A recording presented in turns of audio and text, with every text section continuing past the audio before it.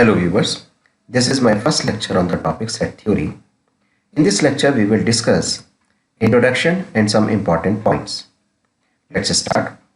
The first question which arises in our mind is, what is set? The simple definition of a set is an unordered collection of objects. In our daily life we frequently use this word set. For example, dinner set. Dinner set which contains plates, bowls, spoons, glasses, etc. And these objects are used for serving and eating food. Tea set. A collection of utensils used in serving of tea. Jewelry set.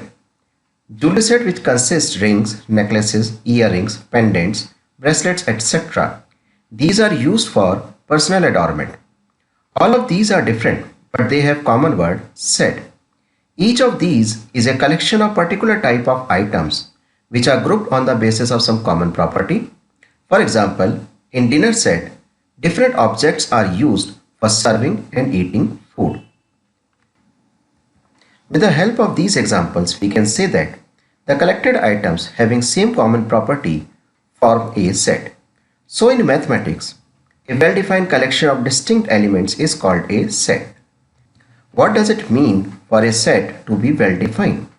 Here, well-defined means clearly expressed, explained or described.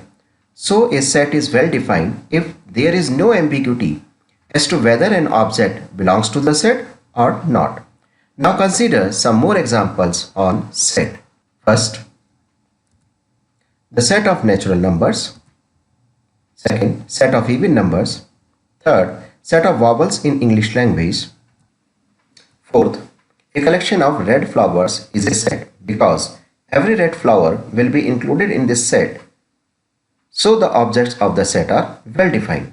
Next, a group of young dancers is not a set because range of ages of young dancers is not given. So it cannot be decided that which dancer is to be considered young. That is, objects are not well defined. Now we will discuss some important points in set theory. First point, the set is always denoted by a capital letter such as capital A, capital B or any other capital alphabet.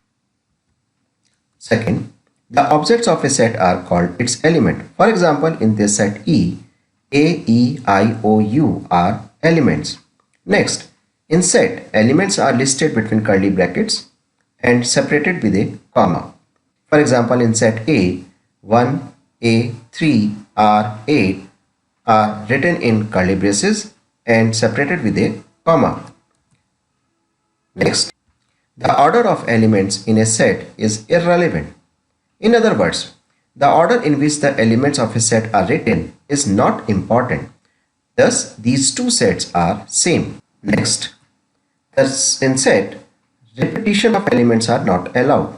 In other words, if any element of a set is repeated number of times in the set, we considered it as a single element. For example, let A be a set of letters of the word mathematics.